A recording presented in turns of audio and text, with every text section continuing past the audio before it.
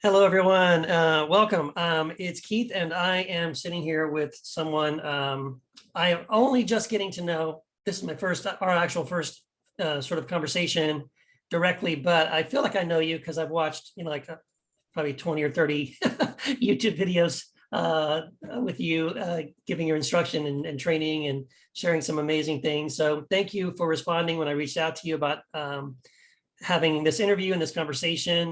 This is Melissa Tiers. She is the founder of the Center for Integrative Hypnosis. She has a private practice in New York City. She teaches classes in integrative hypnosis, neuro-linguistic psychology, and mental health coaching. She is also an author, three-time recipient of the Pen and Quill Award for her books, Integrative Hypnosis, a comprehensive course in change, keeping the brain in mind, practical neuroscience for coaches, therapists, and hypnosis practitioners, and integrative hypnosis for kids and teens, playing for change, et cetera, et cetera. So, Melissa, thank you so much for sitting down and having this conversation about hypnosis and hypnotherapy, and hopefully some interesting places we can go with this topic. But anyway, yeah, thank you and welcome. Sure. Thanks. Thanks for the invite. As I said to you before you started recording, anytime somebody, kind of says, this is what I'm into, this is what I'm doing. And I'd like to have a conversation about, hypnosis meets religion and where that, that intrigues me. That's an interesting conversation. It's funny. I just had a conversation yesterday, someone from my old life. I was a rock and roll musician. Yeah. And, they had asked about, I have many songs, many songs. They were all angry, but many songs about kind of, the topic of the religious doctrination. I had, yes. Lego My Ego. I had all sorts of songs. All About Eve was another really angry song. And one was a Pope smear. Ooh, wow. And we were just talking about how, because they took my training not that long ago, and they said, it's funny because you're still bitching about the same stuff. You just have a different audience, a different form. Yeah. You're not stomping around on stage. So, it is one of the things that is that I've always been passionate about, which is, autonomy of mind and body, obviously, in today's world. And to me, well, I mean, you start. You talk about because I could just go off on this kind of free associating where I see the two, where I see all of this, but I'm sure you have your questions and things. Yeah. Oh no. So this is great. In other words, I'm excited for this conversation. Right. Well, even what you just said right there was sparking. I'm glad you asked me to ask you something, because I was like, I want to say something. So I think I mentioned this in an email. I have been for the last but just quick background for you, for your sake. So I was licensed and ordained as a Southern Baptist pastor like 30 years ago or something. It's been all this time, from that side of things. And when you do that, you see how the sausage is made and you realize how much of it's bullshit. And so fast forward to where I am today. What I've been doing, I just finished writing a 7-part series, sort of exposing a lot of toxic theology and teaching and stuff that I grew up with. And a lot of people I'm discovering are still very much brainwashed by and trapped in. And then 2.5 years ago, I started this thing called Square One. And it's like a 90 days thing where I walk a group of people through the process of what it's called deconstruction, but really it's just starting to question a lot of the bullshit that you were taught, right, from your parents or from the pulpit or both, and recognizing that a lot of it is brainwashing, that it's all about fear and shame and guilt, and using those 3 things to get you to do the things they want you to do, like show up every Sunday, put money in the plate, become free volunteer, free workers for this industry that they're making money on, et cetera. But at the same time, I still feel there is some, I think you absolutely should jettison all this toxic, manipulative bullshit. But I do think there is still there's some value to having some sort of a spiritual reality relationship or what do you call it, experience, right? But I don't tell people what that should be. Everybody I think has to figure that out for themselves. And that can be That Can can be I whatever just- whatever makes sense to them. Can I say that in your original email, you said something about, what you were doing, Yeah. right? And you used a couple of phrases and I said, you had me at that, and I can't for the life of me think what it was. It was like deconstructing, minds. I forget what you said, but I was like, yes, please, more of that, please. Yes. I think we can always find the positives here, right? Yeah. What is research? And I'm a bit of a research junkie, I want to know what's happening under the hood. I want to know why the things that I'm doing with my clients are working. What exactly are we doing? And that's why most of my teaching is kind of practical neuroscience at this point, right? What do we do inside of ourselves that allows us to be one, a highly educated, well-meaning individual, and on the same, in the same body mind, hold this absolute crazy ass belief system. How is that? Someone else just said, the Supreme Court, these are not dumb people. Right. How do we hold these? And that's the interesting thing, how we can compartmentalize certain things, how we have all of these unconscious biases, which allow us to filter information in such a way that not only will it confirm beliefs, but it won't challenge ego. It won't challenge our sense of self. So what starts to happen, it's almost like the Scientology trap. What starts to happen is you bought into this thing. Yeah. And in order to be a congruent human with a healthy ego, we have to justify the choices we make, justify the beliefs we have. There's something called like the Benjamin Franklin, bias, where, and I can tell you that little story, but it really does clarify how, if I've done something for you, I then have to make that right inside of me. So therefore I must like you. Why else would I do something for you? And so this kind of interplay, this way of propping up our own ego is vital to our well-being, to our existing within this herd. And we're herd animals. Yes. Why they can prey upon what other people are doing. Everyone knows this. Everyone believes this. And it pushes us into that. There's really, there's a few main stances as far as the differences between people that are prone towards, let's say, strict religious doctrine or conservative political thought, and people that are more liberally minded or more spiritual, as opposed to listening to authoritative dogma. And and there are differences in the brain. We can see that.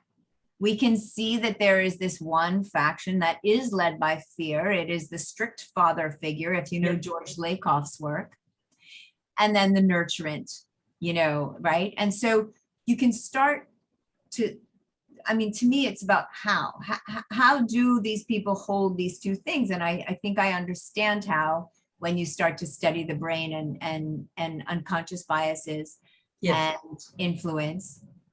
But we can start with what's positive about having a spiritual sense or a religious community in general, right?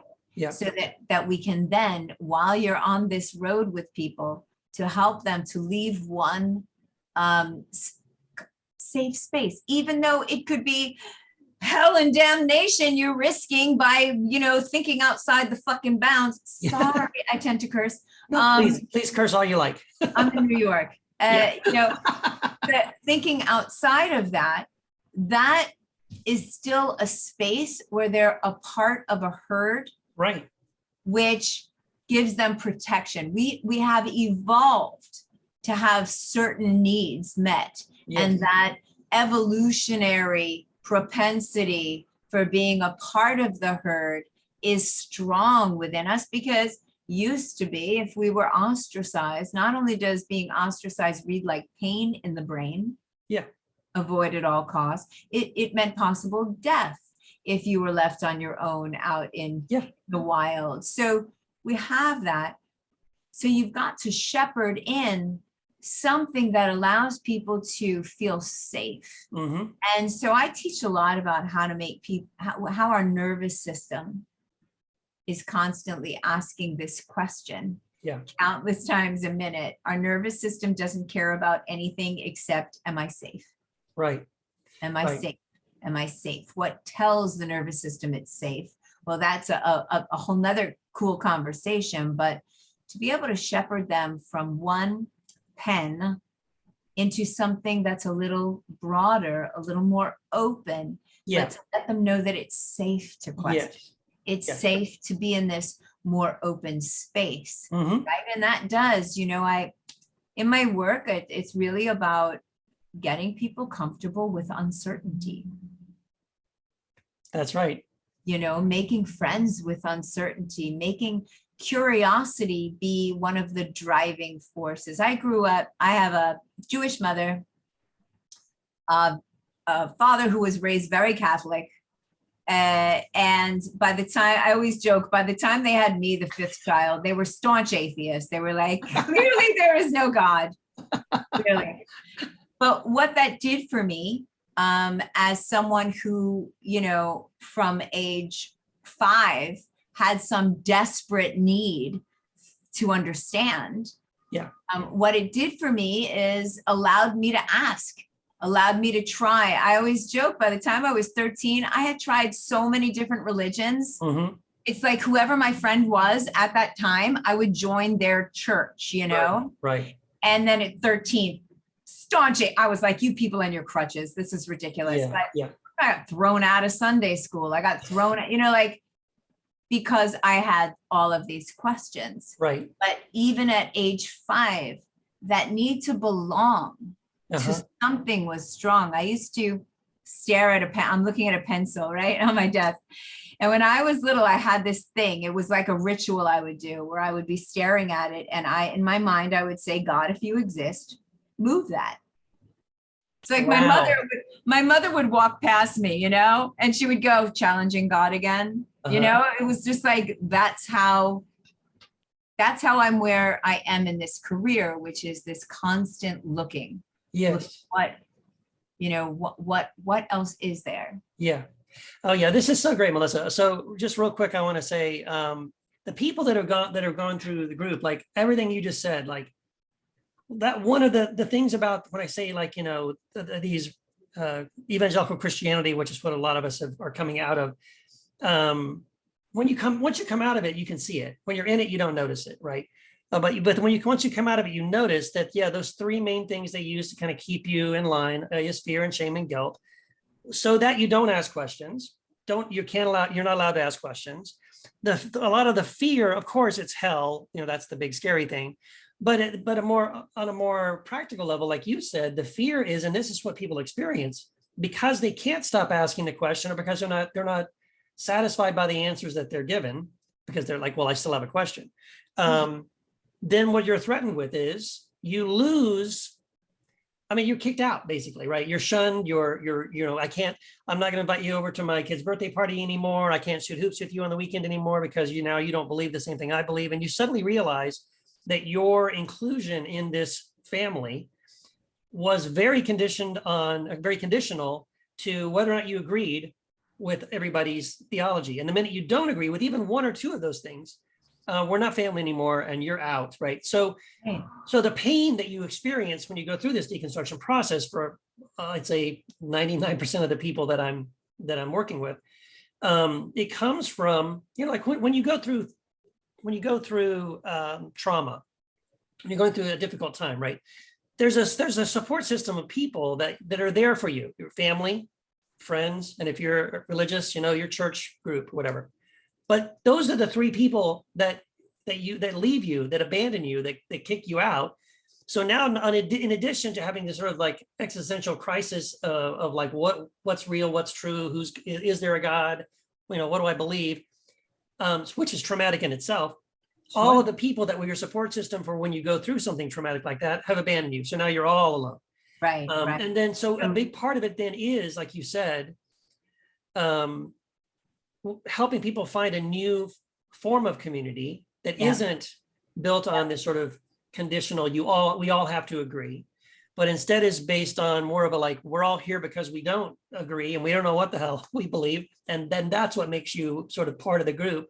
And you don't have to, you don't have to be at a certain place to belong. But because everybody has that need, right? I heard somebody say a long time ago, I think this is true, that every human being has a built-in need for three things. Everyone needs to believe something, belong to something, and they want to become something, right? Whether that's I want to become a nurse, or I want to become a lawyer, I want to become a father or a mother or whatever. You believe in something. You have this like I have to know what I believe about the world of the universe, whatever that happens to be. And you want to belong, right? We have this built-in need to belong to something. Yeah. And those are not bad things. They're not bad things. But they can be manipulated for Well, the of benefit of a course. group. On every level, Yes. yes, religion is the obvious. Yes. The ultimate obvious and, longest form as far as what, we have of doing that. But, it happens God, like if you have kids, watching them go through middle school, watching them go through high school, and you see this constant click moving from one friend group now to another. So we have it on so many layers. The reason why the religious one is so vital is because it becomes identity, right? Not I practice Christianity. I am a Christian. Right. Yes. And that level of identity, that kind of, that's here. And then we've got the things that keep it solidly in place. Yeah. You start to uncover that. You're right. It feels like trauma because there's parts of you that are burning away. Yeah. And, when you watch it, right. So you had asked in your email, what how they use hypnosis. Yeah, let's get into that because I do have some questions specifically about that. So you go ahead. You had said, well, one thing you had said, this was so fascinating to me because it's funny. So in these groups that I have, there's like a third level group that I have that we just get together and have Zoom calls together every week. And there's a guy in the group that his catchphrase is everything is hypnosis. And more I'm realizing, I think he's right about that. And then you had said something in one of the interviews I saw about how like people will ask you, is it difficult to hypnotize people? And you said something like, oh, we're hypnotized on a daily basis. People, they don't call it that, but we know how to hypnotize or submit ourselves to sort of a hypnotic state. And then you use some examples of like, so I won't speak for you, but like that was such a fascinating thing to me because recognizing those ways that we do regularly enter into hypnotic states made me think about all the other ways we're also allowing ourselves to be hypnotized, right? So talk a little bit about that if you can. Right. So the thing is, right, hypnosis, right? It has so many different meanings to so many different people. Really what hypnosis is a state of heightened suggestibility. Yeah. Right. And there's a million ways to get there. There's a million ways we fall in and out of that state all the time. Right. So the examples you might have heard me use are watching a good movie. Yes. Right. You're watching a good movie. You're in a state of heightened suggestibility, whether you realize it or not. Mm-hmm. You'll realize it as soon as something you see on that movie can do things to your brain and body that you couldn't do consciously. Right. So you're in a state where, I say there's basically two things that you need for that heightened suggestibility: a focused awareness, and then a bypassing of this, what we call the critical faculty of the mind. It's really a suspend disbelief in movie lore. But what happens there, what most people don't realize, is by pushing that aside, we have this heightened suggestibility. And to me, what that, when you're watching that movie and it gets scary, your brain doesn't always know the difference between a real or imagined event once that kind of thing is pushed aside. Mm-hmm. And so what starts to happen is the movie gets scary. Your brain thinks you're threatened. It doses you in adrenaline, cortisol, noradrenaline. It sends extra blood to your arms and to your legs. So you can fight or flight, and you're just watching a movie. Right. So it is a clear indication of this heightened suggestible state, an idea that you're watching has caused your brain to do these things, right? For your survival. Yeah. We go in and out of these states. That's one idea. The other idea is the stories that we tell repeatedly to ourselves, to others, through repetition become the self-hypnosis that we ride on. Yes. Right? You tell this story enough, it is deeply ingrained. It is a part of you. Then you build these cognitive filtering systems, not consciously, but unconsciously, to prop that up, to hold it steady, to make it safe. If you've ever seen someone, and I'm sure you have, given what you do, where you challenge a belief. Mm-hmm. See, I'm trained to see unconscious congruency or incongruency. I'm trained to read the more subtle cues because in my world, your body is your unconscious mind. Right. Right? Your gestures, your facial expressions, these things are going to give me a precursor, a more truthful glimpse into what's happening for you. Yeah. Before you then take the next level and try to give a narrative to it, try to put words to what you're feeling. You know, we can now, I mean, it's a bit more complex, but if you've ever challenged someone's core identity, evangelical Christians, yes, just like any other, real hardcore orthodox belief system that cannot be frickin' challenged. Right. When you see it, you can see the dissonance. Mm-hmm. You can see the internal threat that is happening to this person's ego, their well-being, their sense of self, the default mode network in the brain, everything that says I am me. And my identity is I'm a God-fearing Christian. Yeah. I mean, just that thing alone, God-fearing, really? Yeah. Right. No, exactly. No, but see, this is such a powerful thing. Like this is probably one of the first levels, why it's so traumatic for a lot of people, because once they start sort of questioning, initially, they typically will question some specific teachings or doctrines, right? Like, I don't know if I believe God, if God is really love, he's going to torture his children in eternity. Like that doesn't make sense. Or like, the way Christians describe, a lot of Christians will teach the crucifixion, what was going on there, right? The whole atonement thing. It makes no sense. Okay, so God sacrificed himself to appease himself and save us from himself. Yeah, what the hell, you're gonna right? scare the hell out of people. You start bringing that up, but yes. But once you begin to question that, like this logically doesn't make sense. You're not trying to. You don't know that we talk about. It's like pulling a thread, right? You start pulling on that thread. You're asking that question, then here comes another one, and like the dominoes start following. Like, oh shit! And then so then what it ends up creating is this identity crisis. Like, who am I? And it's like, on one level, why do you get from this belief system that I didn't invent it? Somebody just told it to me, and I'm questioning it. And now that I've questioned it, now I'm going, who am I? Why am I doing that? Because my identity was tied to what I believe. So I say that what I believe is who I am, but that isn't true. That isn't you, right? And so it's helping people recognize that they are not their beliefs. They've allowed it to become that, right? But ultimately, that isn't who they are. Well, you also have to understand most people, not all, but most people are indoctrinated at a very young age before that filtering system is in place. So what that means is it does become, it's just reality. Yeah. You don't question reality. This water is liquid, it's my reality, So at a very young age, we are taught to, obey. Jesus loves you, but he doesn't love you if you touch yourself. Jesus loves you, but you can't. Jesus loves you, but God is good, but he's not that good. Yeah. And so already you're building up not just the core identity that this is my reality, that this is true. Yeah. But it's a splitting that we were talking about, right? That says, God loves me, but I'm scared that I've sinned. And so what has to happen is almost a fragmentation of consciousness.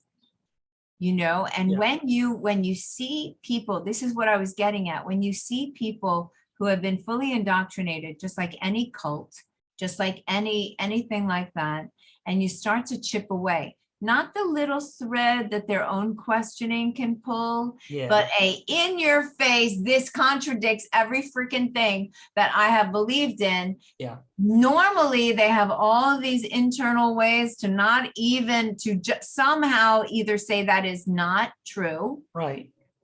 Fake news, whatever you want to say, it has to be not true in order for my identity to survive. So it becomes a survival thing. Yeah. They don't realize it is such, but that is the threat that you can see behind people's eyes when you start to, directly object to their belief, which is at that point their identity. And Yes. so the natural, self questioning, pulling one thread to another, it's going to create that intermittent period of total free fall in identity. Yes. Right?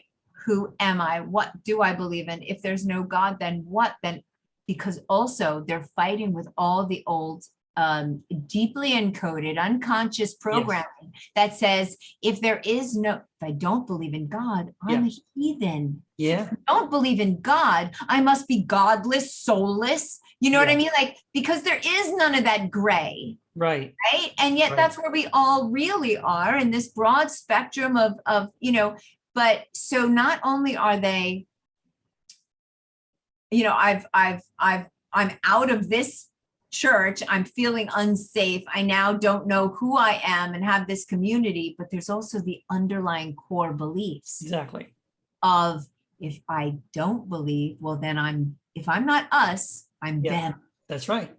And that is frightening to people. It is.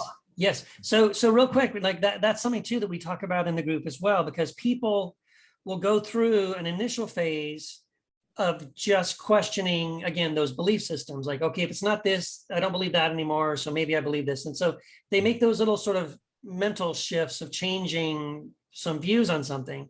But then what they experience is, and we talk about this a lot in the group, because everybody seems to have gone through this at some point.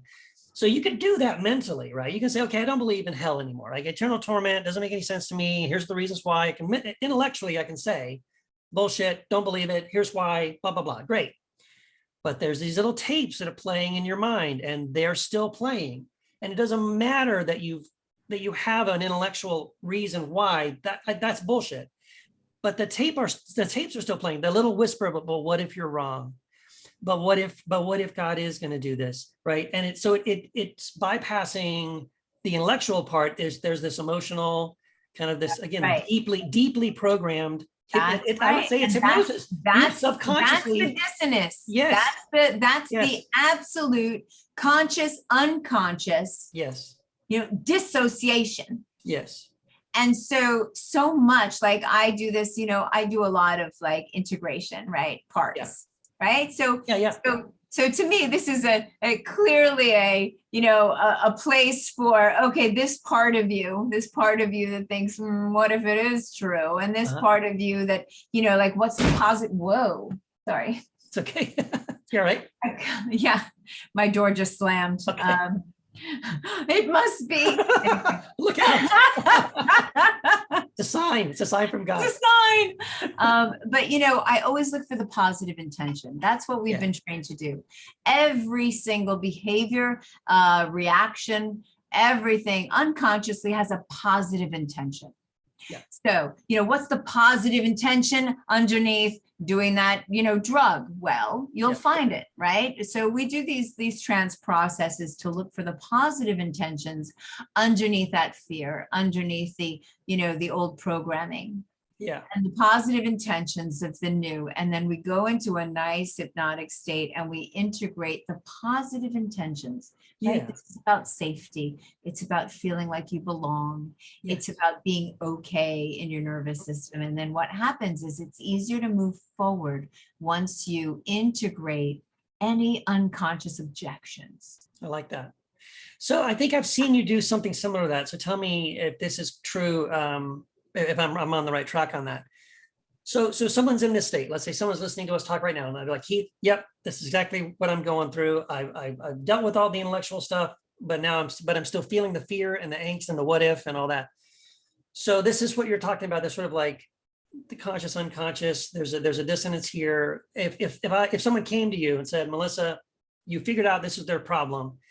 There's a hypnotherapy that you can put them through that basically puts them in this suggestible state in their subconscious and allows them to sort of find peace with these two things, right? To bring these two things together. And if I'm not mistaken, I think I saw you do something similar. Tell me if this is kind of the way you would approach it, or one of the ways.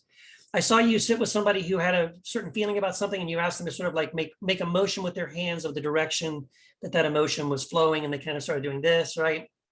Thinking about it, and then you had them reverse it. Now then they started going in the other direction, right? Is that similar, or is that not the same? So that comes from Richard Bandler, who he's the co-creator of neurolinguistic programming. That is, it's just one technique. I teach.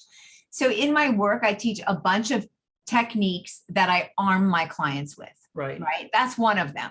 Yeah. Feeling how anxiety is spinning, right? Spinning it backwards, and just shaking up what the mind and body are doing in that moment. And so I always arm people with a bunch of different ways to change their own brain, right? In the same way that you like to empower people to think for themselves, to be curious, to not just question, but to be okay questioning. Yeah. So we share that, right? Because for me, I'm not this old school hypnotist where I'm going to say, and you're feeling good now and this now. And I don't stand outside of hypnosis commanding you to accept suggestions. I might as well be one of them evangelical, you know what I mean? Like that's not the style I practice. Yeah. We open the space, and then I just make space for your own unconscious wisdom to come out. Yeah. I might go into trance and invite you to go with me. Yeah. And that's the real difference. With, there's old authoritative hypnotists. That is not what I do. To me, that is, although they're well-meaning, they're going to say you're a non-smoker, you're you're not, through repetition and command. But I'm a New Yorker. I have a natural knee-jerk tendency to anyone telling me what to do. Good. Even if I ask them for that help. I want to know what my internal wisdom is going to come up with. It's more congruent.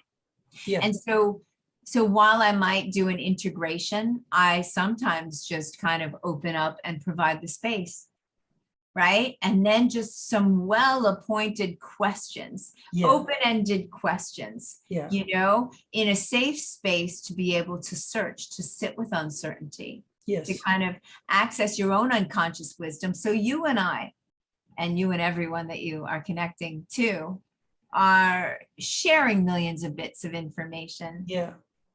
Unconsciously. Yes. So it feels like it's more, I really like that approach. Yeah. Because I think a lot of people would resonate with what you just said about like not taking this authoritative approach. Because like, by the way, that's one of the things I tell people all the time with stuff. Like, I am not your guru, right? Please do not ever, like that's one of the big things I say in the book, like be your own guru, right? Don't believe something because Keith said something or anybody else. I read this book and I believe this now. Like, people are too quick, I think, to let go of certain beliefs and then quickly, I think because there's a safety factor, right? That feels scary for them. Like, well, if I rejected this, so brain hates uncertainty. You have to understand. Uncertainty to the brain is like untethered, right? So let me grasp. That's why they can get away with all those lame ass, and well, God works in mysterious ways. There you go. I mean, well, what do I say to that? So they can get away with it because when someone is in that questioning mode, they don't have the safety of their belief. They're starting to question. They're a little uncertain. There's a little anxiety surround uncertainty, and so they're open to an answer. And maybe that comes from your book. Maybe it comes from this book. Maybe it's just in oppositional frame, which still feels like they believe something, even if they're believing the opposite of that. Right. So you'll often see people go from really big believers to atheists. Right, because it's more comfortable than where I am, which is in this whole agnostic frame, which says, how the hell am I supposed to know? I don't know, but I'm still open. I'm looking, I'm questioning, because that is here. Yeah. And it takes practice being comfortable with not knowing. I mean, to me, it's my preferred state. Curiosity is my preferred state, because when you're curious, I mean, to me, it's a superpower, right? Because you can't be scared and curious. No. You can't be angry and curious. I always joke about that because my father used to always, when he was angry, he would say, I'm curious, what made you think you can traipse in here at 2 a.m? And I always say, you know what? He wasn't really curious. No, he really wasn't. Yeah. Well, let me tell you the story. You want to hear that? No. So curiosity is one of those leaning in, lean forward. It's got dopamine. It's got good chemicals going through the system. It is very different. Yes. Than not. Yes. Obviously. So in other ways that there's a lot of hypnosis going on, as you kept pointing out, the fear, guilt, shame. Yep. There's more to it than that. Otherwise, too many more people would see the light. Yeah. Because you know what I mean? Many more people would see the light, because so there is what we talked about the comfort of community, the feeling of belonging, the feeling of having a family, the feeling of, more importantly, I mean, Jesus, this is the thing, right? Yeah. Sorry, I didn't mean to say Jesus. No, it's okay. I told you, my mother's a good liberal Jew, so I have a propensity for good liberal Jews. Jesus is one of them. Totally fine. A total hippie. That's why we like Jesus. Anyway, so I totally just lost my thought too. You're talking about, so it's not just fear, shame, and guilt, sort of the negative side, but there's the desire for community and connection, all that. Right. The connection, the community, all of the things that go with that. Yeah. The family system, but this is where I was going. More importantly, the biggest existential dread that people feel of what's beyond this. Right. What happens What's after we die? The meaning of life. Yes. What is death going to bring? Because someone I love is going to die. Yeah. I'm going to die. We're all going to die. Yeah. And I can't quite handle the fear of nothingness, of not knowing. So give me something to believe in. Heaven sounds really good. Hell, really bad. But if I'm a good Christian and I stay in this family, in this camp, I'm going to go to this great place. Yeah. We can't negate the enormity of that. Of course. Because that, I always say, I am here doing what I'm doing. I've been doing this for over 25 years, but even long before that, I was searching, I told you, because my whole thing was my fear of death. Yeah. From age 4. Yes. I was obsessed with needing, with being afraid of someone I love dying, of me dying, of my dog dying. It was an obsession when I was young. And so to be able to take that away, that fear, that's a valuable asset that those churches carry, and they know it. And so it is not just, that it's scaring you so that you stay, but it's, it's not just the cat, the stick, it's the carrot. It's the carrot. Yeah. And so in order to help shepherd these people, across that gray line of uncertainty, openness, thinking, you really do. That's why you do see people grab onto this, grab onto that. And maybe initially they will, and that's okay. Sure. Yeah. It's grabbing onto a system that has written into it the ability for self-exploration, curiosity. It's okay if you join. I've got a few students there. they're ministers of very open, churches, if they even call them that. Yeah. And they're all inclusive. It's all about Yeah. just being open and curious. And if you need to lean into that while you go through, that's fine too. Sometimes it is just reaching for a little step that feels a little more open, while continuing to feel like you are a part of something. Yes. I think it's vital. Yes. And so, I don't begrudge people going from one camp to another, provided the camp they're going to gives them a little more autonomy and freedom of thought. Yes. Yeah. I think, that's my hope, is that I'm giving people some tools to land somewhere that, they can believe or think what they want. They can give themselves permission to have questions and doubts. Yeah. We say a lot, the opposite of faith is not doubt, it's certainty. Because once you're certain, you don't need faith. That's not faith, But the thing is, right. Nobody knows. I'm sorry. Right. Talking about God, you're talking about, a being that's beyond comprehension. So you don't know anything. You think, you believe, and that's okay to say that. But it is challenging, like you said, that uncertainty. I guess there's two ways, right, you can respond to it. It either gives you a great comfort to think about letting go and enjoying this sort of curiosity and not knowing. It's sort of like exploring and discovering, right? It's like, I guess your reaction is either when someone says there's this amazing ocean, this endless ocean, and you could never ever swim across it. So your reaction is either, then why try?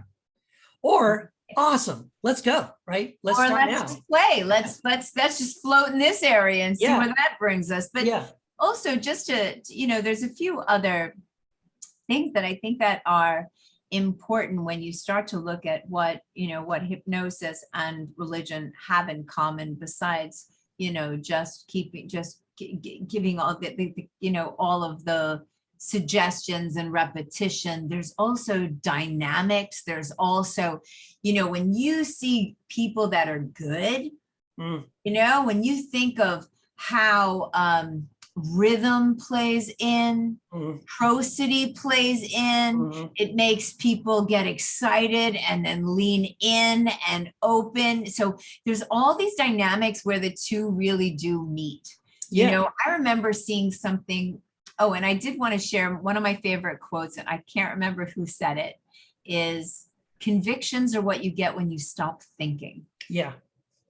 And I love that. Yeah. There's also another thing you said that made me think of this other quote that I think comes from, I want to say a David White poem, but I could be wrong, where in the middle of this poem is, I'm learning to be an apprentice to myself.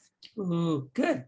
I like that. I think of that line, right? Yeah. Because it really is an interesting way to be curious, curious about yourself, your unconscious habits. You can kind of step away and get a glimpse of, why did I say, why would I do that? And there is something to bringing curiosity to bear, even on our I don't know, shadowy places. Sure. And I think that's important to kind of foster as well in people. So there's the dynamics. There's the thing I saw on Martin Luther King and the dynamics of a really good natural communicator who can inspire. Yes. And that there's actually rhythmic things that get us lulled into hypersuggestibility. Yes. And so, when you think about the earliest types of hypnosis that you're exposed to as a newborn infant, the rhythm, rocking, all of that. So these are different ways. Many cultures, that is how they get into their hypersuggestible states. There's davening, in one religion. There's, come on, when we look at the, I was going to say crazy, but that's not respectful. When we look at, the real, speaking in tongues and all that, what the hell is that if not total hypnosis? Yeah. I mean, Yeah. absolute hypnosis. When you talk about faith healing, that is placebo. Oh, That yeah. is hypnosis. And don't get me wrong, I'm never one to put just in Right. front of placebo. Right. It works. placebo. It's real. Yes, Placebo shows us that Yeah. our mind can heal our body. that's right. And so when people can tap into that, whether you think it is the love of God doing it, if that's the mechanism that gets your unconscious mind to buy in, Yeah. great, because it does work. Yeah. So, okay, this now we're getting to the stuff I really wanted to talk to you about. Because I am, and I think I saw an interview with you where you mentioned this too. I am so fascinated with Darren Brown, and I love what Darren Brown does. He has that show Miracles, where he basically, saying, don't believe it's God's not doing this. I'm not talking to God or the Holy Spirit, but I know these techniques and I can use them, and they're extremely similar to what mediums or faith healers or people like this use. And I'm watching it, I'm like, oh shit, I've done that. Right. I know how to do that. Now, no one told me, okay, Keith, this is a class on hypnosis and how you can use hypnosis. No, They didn't have to. I watched people do things and I repeated it, or I just, fell into this rhythm of doing these things. And I'll also say too, I just watched Carl, right? Carl Smith. You know him, right? Yeah, he's a friend. Yeah. So I watched one of his videos the other day. This is where the light really came on for me. There's a video of him. He brings this really big guy up and he sits him down and he's doing a training, and he really quickly, really simply walks this guy through and has this like beautiful sort of healing, emotional healing therapy session with this guy. And as I'm watching that, I'm like, I've done that. I have done exactly that. Now I use different techniques, right? I'm in a group of people in my living room, the person bows their head.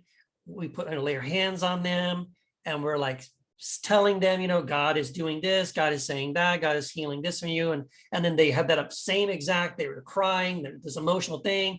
And afterwards you check in with them. What happened? Well, I saw this and God did this and blah, blah, blah. So it works. Like you said, it's not just something, it really works. It's real. Yes. But it's just recognizing, like noticing how it pops up in all these different ways is really fascinating to me. And you mentioned like a Martin Luther King speech. Exactly. Right. And that technique, that ability, it works for something amazing and beautiful, like Martin Luther King talking about loving one another and fighting for justice and, honoring every human being. But it also works for Donald Trump when he uses the same technique, right, to do something really divisive and really destructive. Oh yeah, the repetition, the simplification, the us against them, the fear. He uses it all. Yes. Right. You even talked about the handshake, how he does the handshake, which is an induction. Wow, where did you even see that? You were giving a speech somewhere and you were talking about how you were noticing how, and sorry, all of a sudden, the awareness that all this shit is like out there on YouTube. Yeah. I'm like, wow, they were like, it was some academic group on, what was that group that they invited me to do a speech, and it was like, yes, I saw that, and the woman wouldn't hold the microphone. Undemocratic. Oh yeah. Oh my God. And I was like, that's interesting. Yes. He was like, you're a hypnotist, don't come near me. It was fucking funny. Yeah, it's funny. I need to get a handle on like, uploading newer stuff to YouTube now that I know so many people watch it, but I did anyway. But yeah, those hypnotic thank God when I was in rock and roll, we didn't have YouTube and Google and any of that, because Lord knows the stuff that would be up there. But okay. So besides the faith healing working, right, and all of that working, and you said it can be used for Donald Trump. Donald Trump, it's that dominating thing. So it's not just the handshake interrupt, right, which is just his kind of manipulative thing. He destabilizes people with that. I mean, we're not going to talk about him because I get. Thank you. Yeah, let's not go too deep into that. No, we're not gonna. But think about what we're talking about with great communicators that move minds. Yeah. You can have Martin Luther King. You can have Adolf Hitler. Yes. Right. And then we look at what that indicates in us. Mm-hmm. Right. So what does it, Obama too had this great rhythm, had the ability. And once again, it was all towards, that rhythm, that hope, right? So it landed us somewhere where we would just be driven to this more open space. Yes. But that too is leading consciousness. We are always leading consciousness. We just want to be a bit more strategic about it. I train a lot of therapists, and I start off by saying you're already doing hypnosis. Yeah. Now let's get a handle on it. Understand how words matter. Understand how every verb tense you use is either bringing something into the present, putting it into the past, or putting it into the future. Yeah. What's your verb tense? And it's like once you start to realize that our language moves minds through space, through time, through energy, and we do it haphazardly. We do it without recognizing the power that we have, as well as all the unconscious, information flowing between you and I right now, even. Yeah, that's right. So, all of it has the similarities. I mean, to me, all of that stuff, look, and if it didn't work, if no one felt any shift while doing the hands-on stuff, they would have quickly switched to some other tactic. Right. But here's why it works. And here's why I mentioned like Scientology, they take a kernel of something that is going to work for people. Yeah. And they wrap it in crazy. Yes. But so they you give get the whole thing. Yeah. But they give it enough where people say, no, it really did give me confidence. And I really did, see the universe open up for me when I started to believe in myself and la, la, la, la, la. Yeah. And they just swallow the whole thing. But then there's also that unconscious bias, right, that we were talking about. They bought in, they dumped their money in. They've talked about it with friends. Now they can't pull out of it. Yeah, they've hard to pull out. So much of their identity is invested in with an intact belief system and ego. And so the similarities are such that I would say, it's not like it's just a little faction that is, hypnotic. The whole damn thing is hypnotic, because what are we looking at? What are we actually talking about, right? Belief, expectation. Yes. Yeah? Yeah. I mean, that's the two main things. And suggestion. Yes. Belief, expectation, and suggestion. Yep. That's what we're doing. And that communication is verbal and nonverbal. Communication is individual and the herd. And when you start to realize all of those little cognitive filters we have that, that give us the ability to withstand all of the obvious illogical aspects of what these doctrines propose. Yes. Yes. Yeah. And I think what's really helpful, I think, anyway, I found it to be helpful, is to recognize, like what you were saying, that, like, I think we make this assumption. It's a false assumption. I think I heard a really fascinating podcast on this a while back, that everybody assumes that the beliefs that they have them because they have carefully, methodically, they have studied, they have researched, and then but that's not true. You haven't done that, right? Most of us, especially when you talk about religion, you were born into that. Like, oh, lucky you happen to be born into the only true religious, belief system in the world. Good for you. But you know what I mean? You didn't carefully think through it and research it. You were handed it, and then you had these things that reinforced it. And so you just made up your mind, this is true. Actually, what it was a, if I can remember what it's called. It was a really fascinating thing about how people can use, I've seen a lot of atheists use it all the time. It's a interviewing technique where you basically walk people through a series of questions, and at the end of the conversation, you can basically change their mind about anything by just asking them a series of questions. And that's another form of hypnosis too. But it's recognizing that we don't, I guess what I'm saying is we don't really know why we believe what we believe. We don't really we're not fully aware of why we behave the way we behave, because there are these other things going on. that either we've allowed ourselves to sort of be controlled, manipulated, hypnotized, whatever, or we do it to ourselves, right?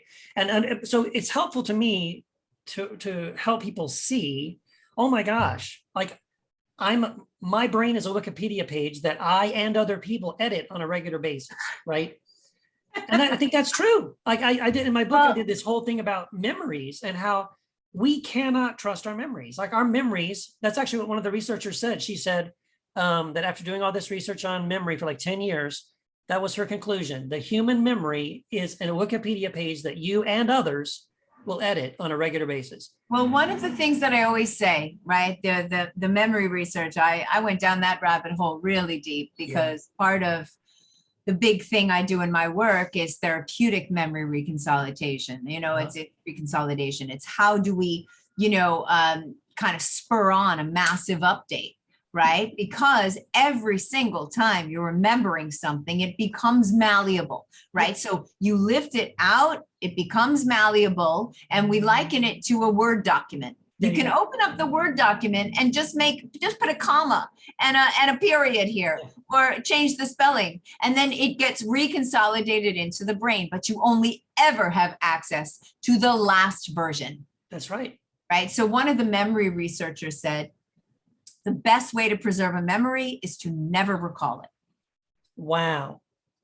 So, yeah. And so when you start to see not just the malleability on a daily basis of every time you remember something or tell a story, but how, depending on where you are, what you're doing, who you've spoken to since, what TV shows you've freaking seen, that gets reconsolidated in. And each time we have like a big celebrity get caught out in a big memory gaffe, right? Like Brian Williams, Hillary Clinton, right? So think Brian Williams. Yes. I get so excited every time it happens. And now at this point, I know not to get excited because I always think, finally, we're going to talk about memory. No. When he says, I was in the helicopter, it was being shot at, or whatever the heck he was, he firmly believed that. Of course he does. There was this guy, this famous neuroscientist, and he did a lot of research on memory. And the reason he did was he was telling a story in his lab with a bunch of grad students. And the one grad student said, that was me.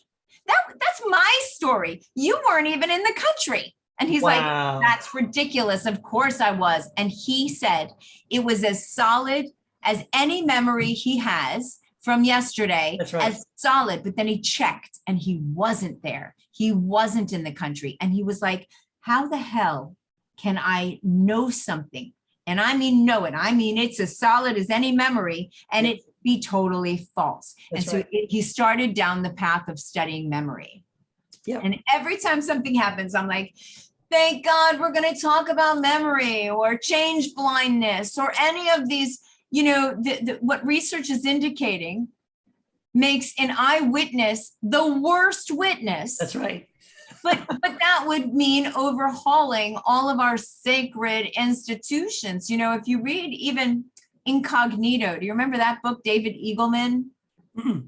Or the Invisible Gorilla is another one that talks about change blindness. But you also might really like a little book. It's fun. It's called You Are Not So Smart. Oh, who wrote that? I think I've read that. David McCready. I think I've read that. Yeah, where, each page is like a little blip on one of those unconscious biases and a little bit. So it just kind of gives you, because one thing I do want to address is I'm still even hearing that you're thinking of this as these beliefs are not rational cognitive choices because there's the unconscious. And the real truth is these two are one and the same, except that 90, so I don't know the exact number, but let's be conservative and say 97% of all of your mental processing is outside of your conscious awareness. Wow. That in many instances, your conscious mind knows what you are going to do before you consciously do. We've looked at fMRIs. We can see that. Wow. In countless ways. You are pulling from millions of bits of information. And then, someone once said, I don't remember where I read it, the brain is a bard. Yeah. because you consciously are doing things, you consciously learn things quicker than you, unconsciously learn things quicker than the conscious mind. They've got a bunch of ways of testing this, that one gambling test where they gave people decks of cards and you have to turn this over. There's 3 decks to pull from and you either lose money or gain money, right? But 2 of the decks are stacked against you. And that people will, if they're hooked up to, the sensors, their unconscious mind will start to sweat. And show that they're a little stressed when they're reaching for the deck that the unconscious mind knows is going to make them lose money. Right. It takes an additional 20 to 30 rounds before consciously people will say, I don't like that deck. Wow.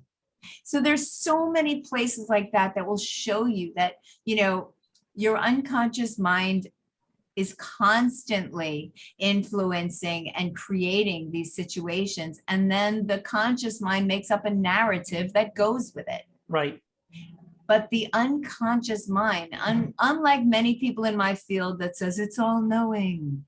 No, it has a bunch of cognitive biases and heuristics, fallacies, prejudices. Yeah. We are all prejudiced. We are all socialized and conditioned to have these propensities. We all live in a culture, and that culture will hypnotize us into literally the way that our perceptual positions on any given topic, especially ourselves, are going to be shaped. Yep.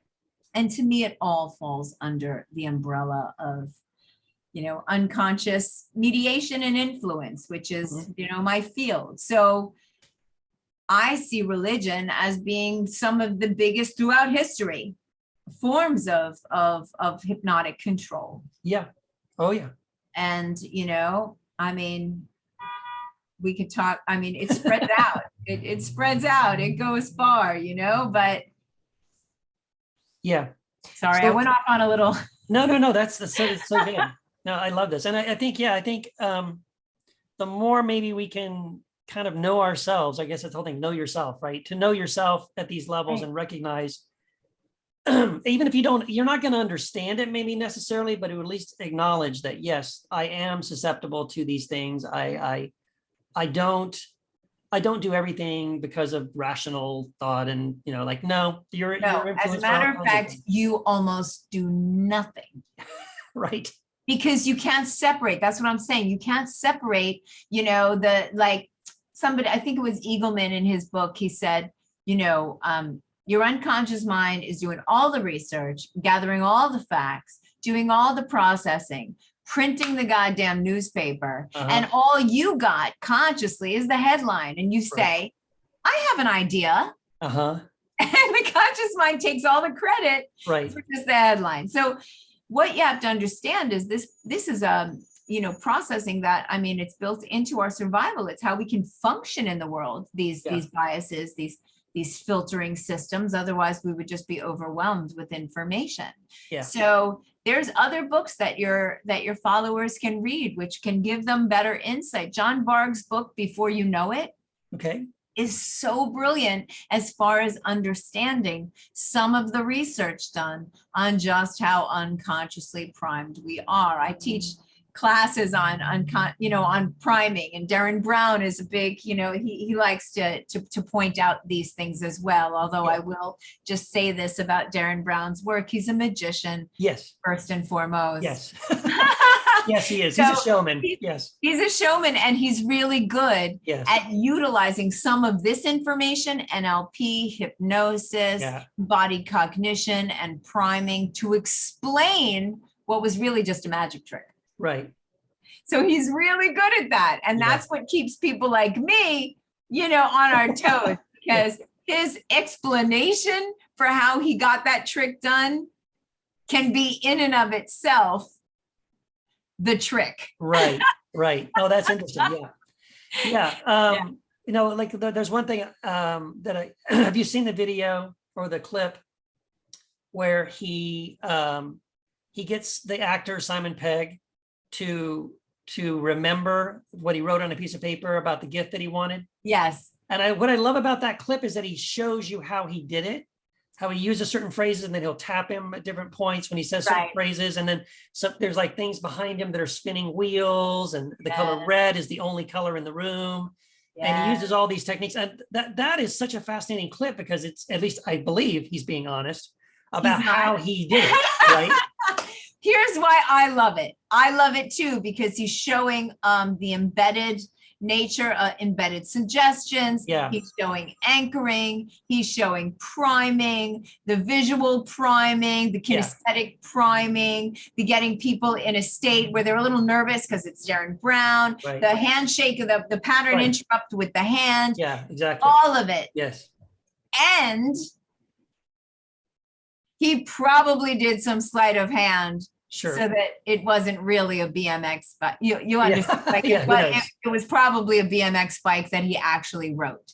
So Right. this is what I'm saying with Darren Brown, Yeah. because people like me love that. I would love for it to be absolutely true. I just don't think it is. So you've never tried that? You never. You Well, know I how to do- do this, Melissa. I Why do, let's try- I don't know how to do it. I do. And I'm not saying it isn't. I know for certain it isn't true, but most of the people in my field that kind of know about such things, you know, we have to like pull back and Right. be like, So there's a skepticism, a little skepticism there. he is a magician. Yes. He is brilliant at sleight of hand Yeah. and sleight of mind. Yes.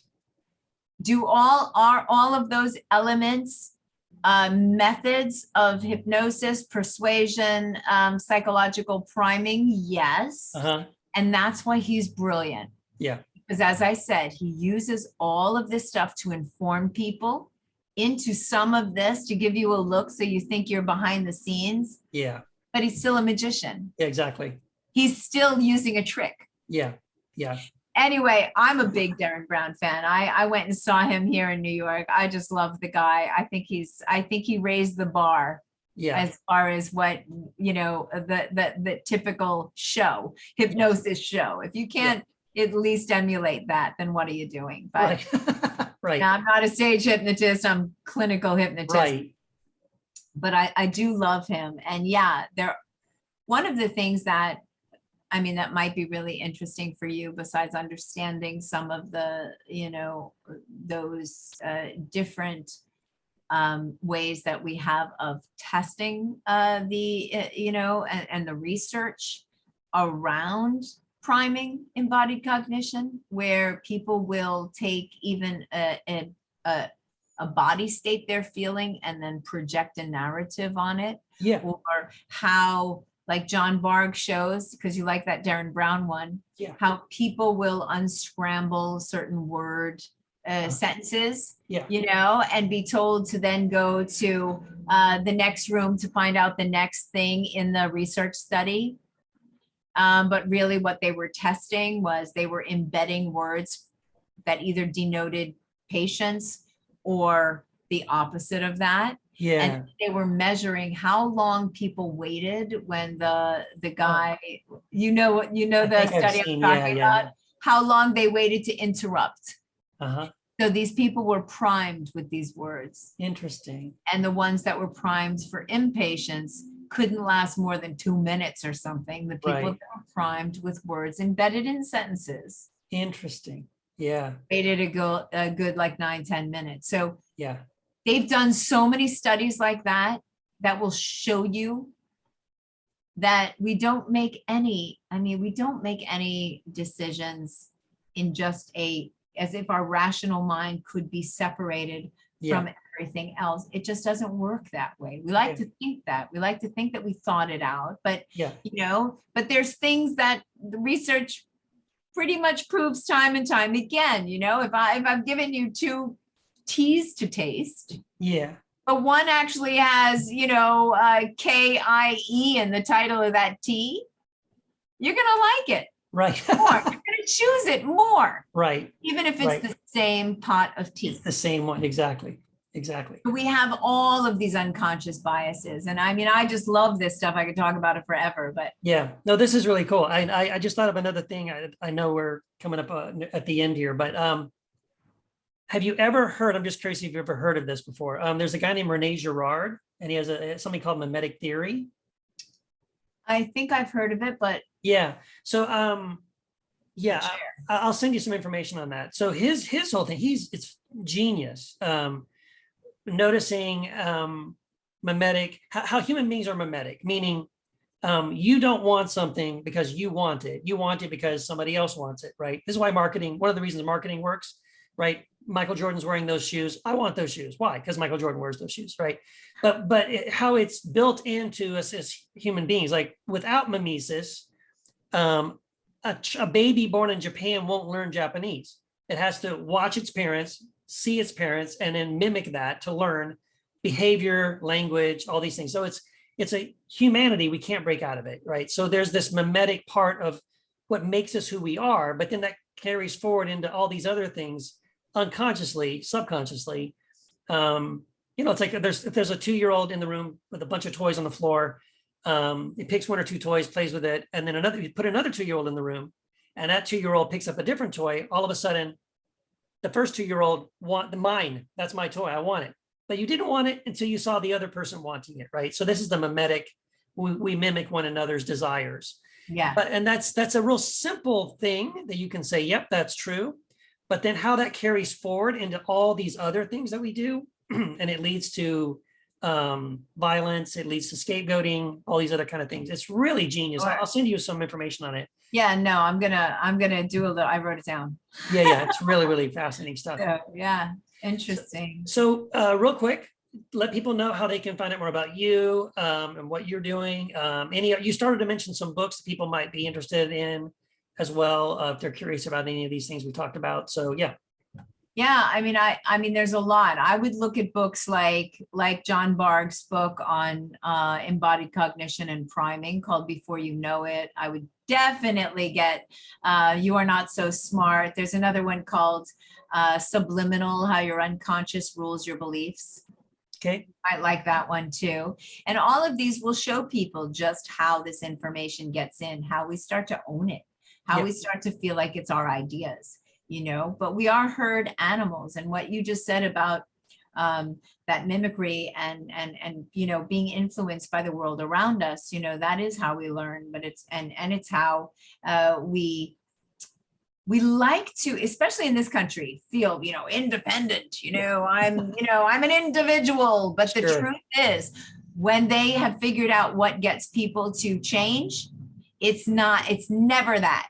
It's always like there was this one thing I'm trying to remember. I think it was called maybe The Naked Brain, where it was like neuromarketing.